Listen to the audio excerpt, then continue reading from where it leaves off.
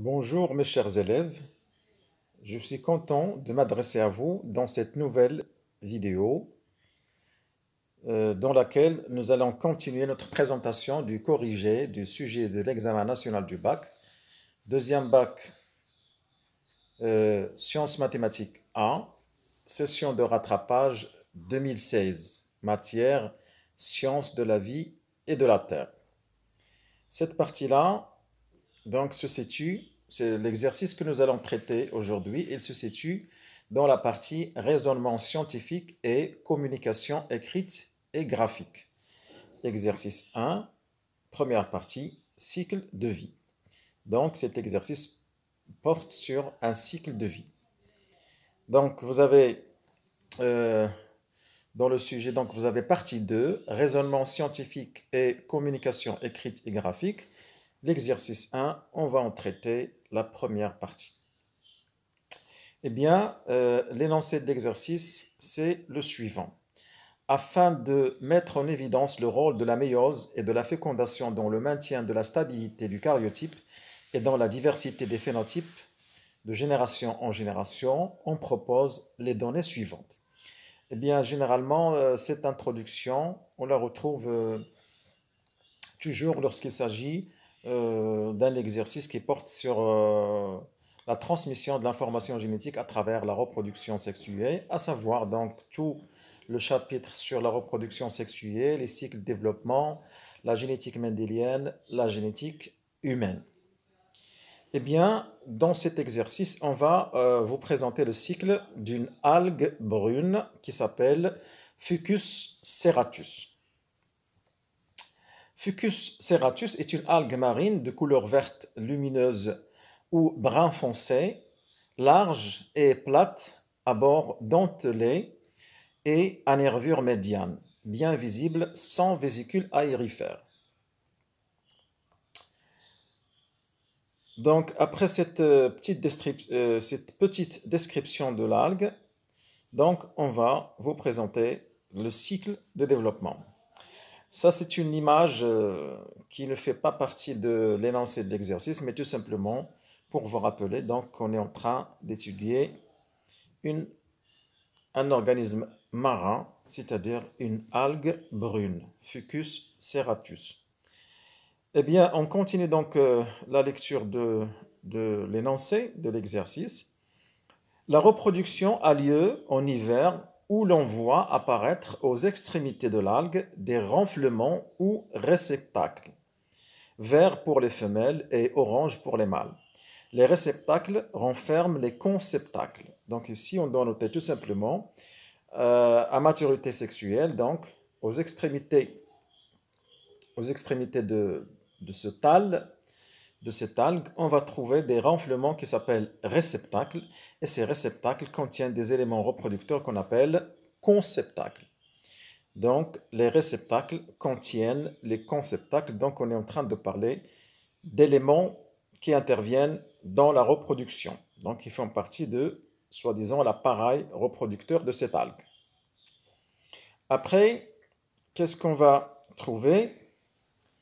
On va vous faire donc la description de certains aspects du cycle de cette algue, mais généralement, comme d'habitude, lorsque on vous présente une description d'un cycle, il y a des éléments qu'on vous présente et il y a des éléments qu'on vous laisse deviner à partir de l'analyse et de l'interprétation du texte qui est fourni dans l'exercice et du schéma qui représente le cycle de développement de l'organisme étudié. Eh bien, on va voir qu'est-ce qu'on nous a fourni, quels sont les éléments du cycle qu'on nous a fourni au niveau de ce texte et quels sont les éléments qui sont manquants. Eh bien, on vous dit, dans les conceptacles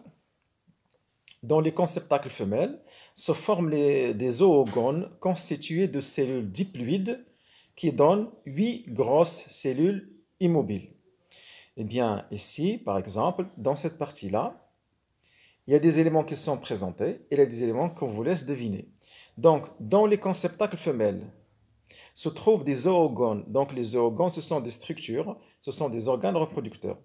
Ces oogones sont constitués de cellules diploïdes qui donnent 8 grosses cellules immobiles A.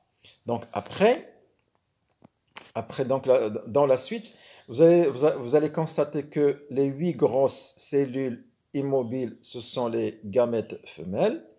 Eh bien, on vous dit ici des cellules diploïdes qui vont vous donner 8 grosses cellules immobiles. Donc, dans la suite des données de l'exercice, vous allez comprendre que les 8 cellules, les 8 grosses cellules immobiles, ce sont les oosphères, ce sont les gamètes femelles, et vous allez comprendre qu'ils sont haploïdes, et donc vous allez comprendre, vous allez déduire que le passage de ces cellules diploïdes vers ces gamètes haploïdes, eh bien, ça se fait par l'intermédiaire de la méiose. Donc, ce qui est important dans le texte et le schéma qui représente, j'ai dit donc, un certain nombre d'aspects du cycle, il y a des éléments qui sont donc présentés d'une façon claire et il y a des éléments qu'on vous laisse deviner. Les entéridies, donc ça c'est en ce qui concerne les organes femelles, les entéridies, donc ce sont les organes mâles, sont formés dans les conceptacles mâles qui donnent 64 petites cellules petit b mobiles et pourvues de 2 flagelles.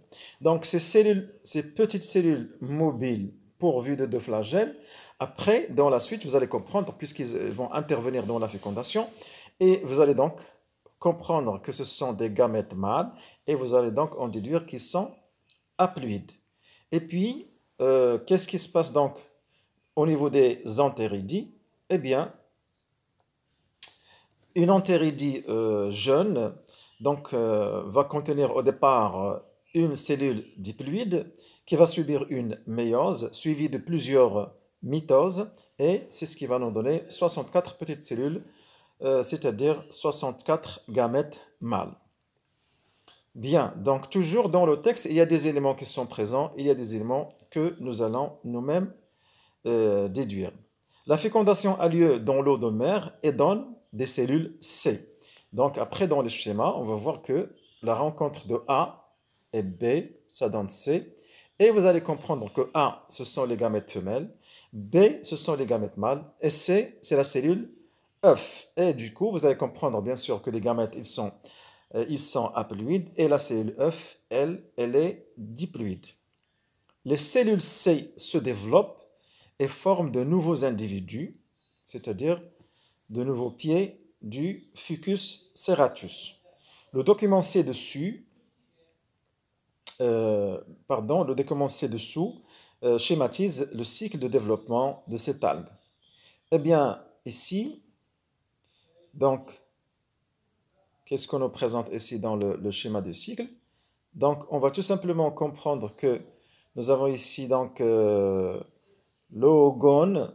L'oogone, donc, c'est l'organe femelle dans lequel une cellule diploïde, une cellule mère diploïde, va subir une méiose suivie d'un certain nombre de mitoses et à maturité, elle va éclater pour libérer les oosphères, c'est-à-dire les gamètes femelles. Eh bien, ici, donc, d'où provient tout cela? Nous avons ici un pied, nous avons ici un pied mâle. Ici, nous avons un pied femelle. Voilà, un pied femelle. Et dans ce pied femelle, donc, nous avons dit qu'à maturité sexuelle, nous avons apparition des réceptacles.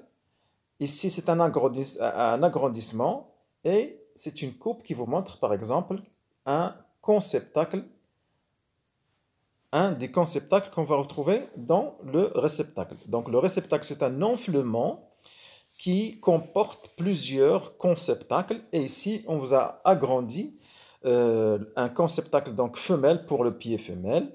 Et le conceptacle, comment dirais-je, c'est une sorte de vésicule c'est une sorte de vésicule qui contient un certain nombre d'éléments reproducteurs qui sont, c'est une cavité. Hein. C'est une cavité, le conceptacle femelle, c'est une sorte de cavité qui contient plusieurs oogones. Et ici, on vous a fait donc l'agrandissement d'un oogone.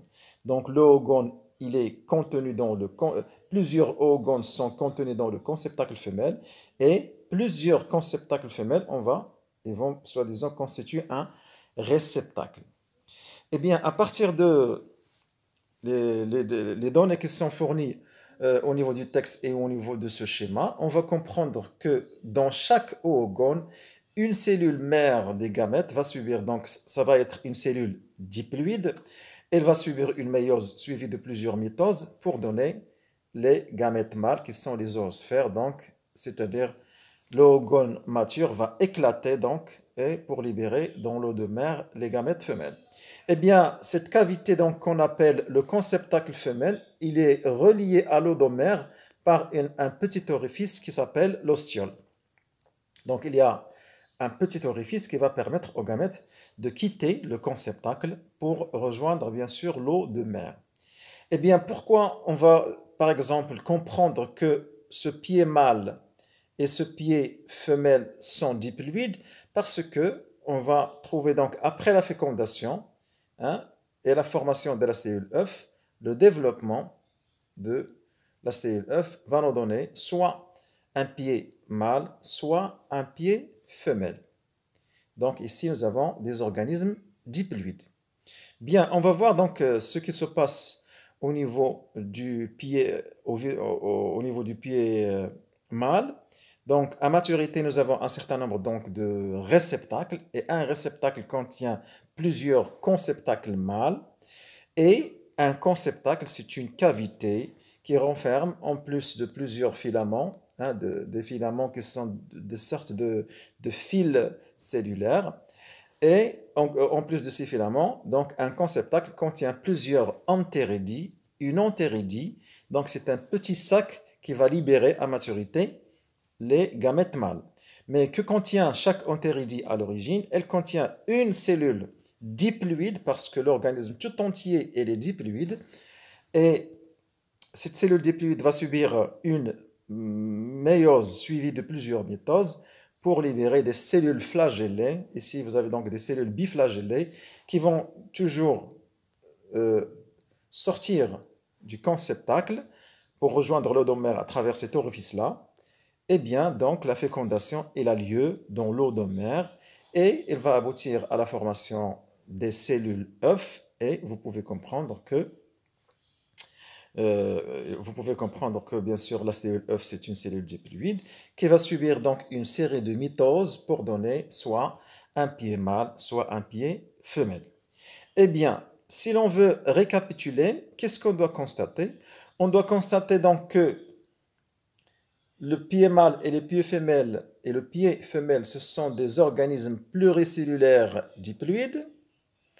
Dans les organes reproducteurs, des cellules mères vont subir une méiose suivie de plusieurs mitoses pour donner des cellules haploïdes qui sont les gamètes femelles ou les zoosphères ou bien les gamètes mâles. On peut les appeler aussi entérozoïdes. Donc les entéridies produisent des entérozoïdes qui sont les gamètes mâles. Les oogones produisent les zoosphères qui sont les gamètes femelles.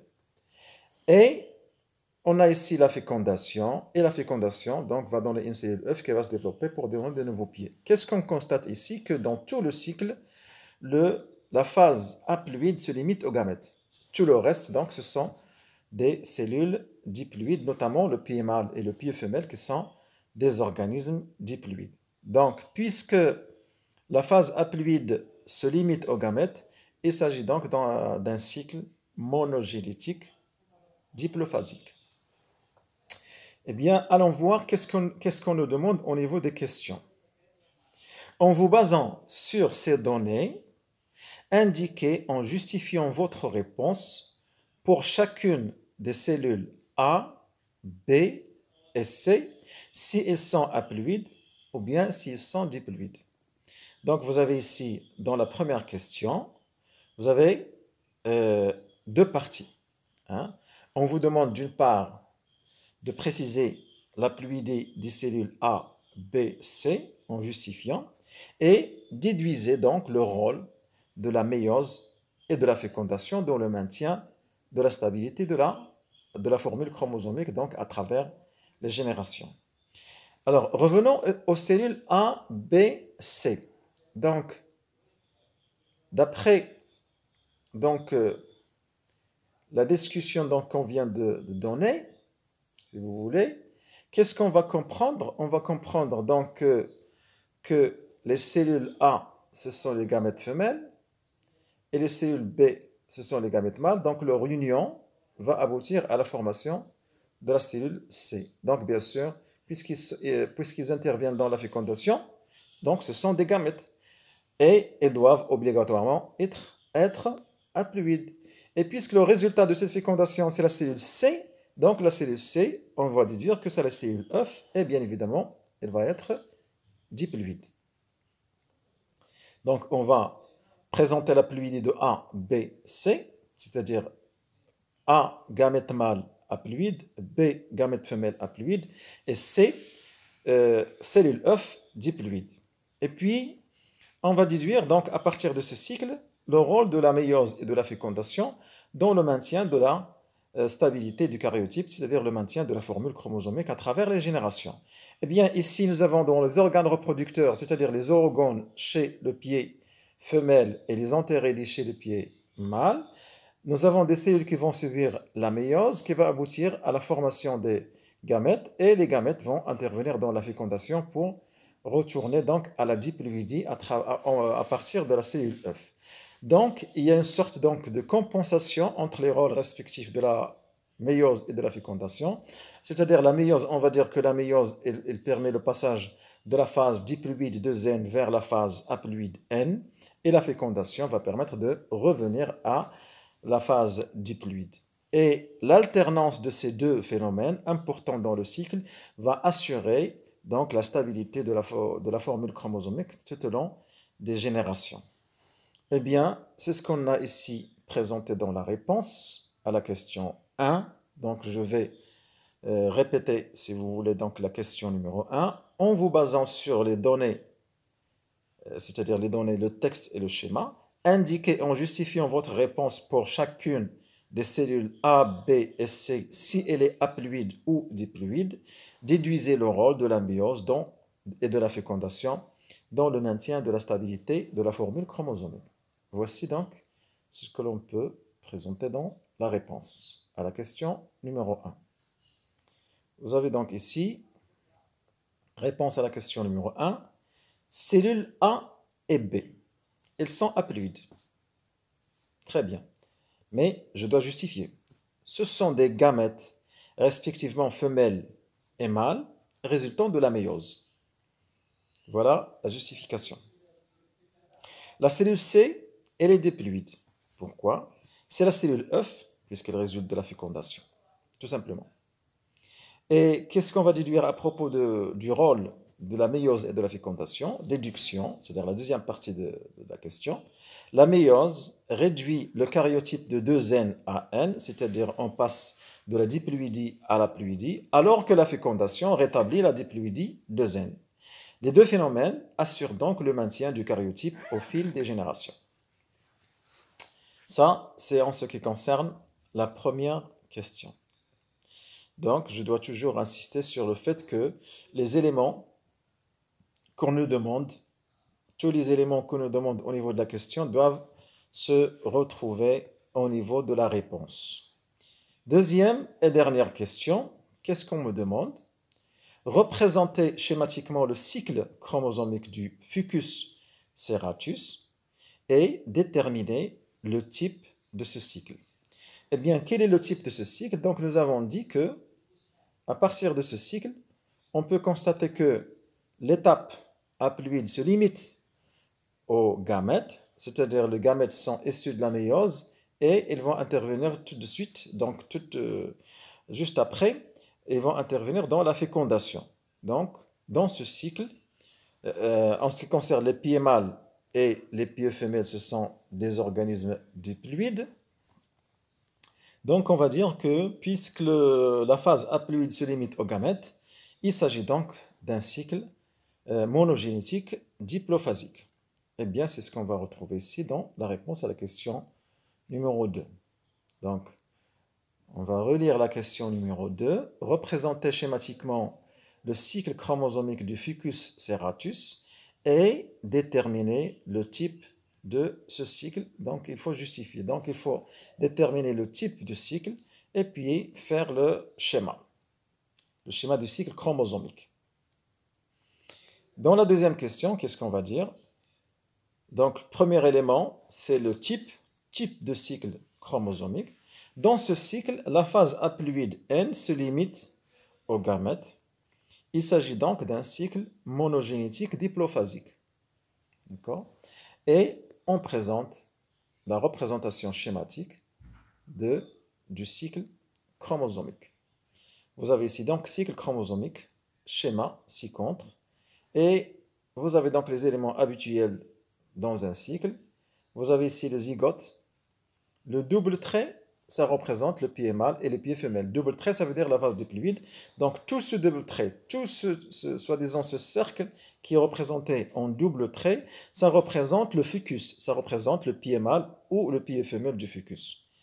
Et cette double ramification, si vous voulez, ça représente la réduction chromatique qui se fait par le biais de la méiose. Donc M, ici, c'est la méiose. Ici, donc, ces flèches convergentes, ça représente la fécondation. Et on a noté ici F.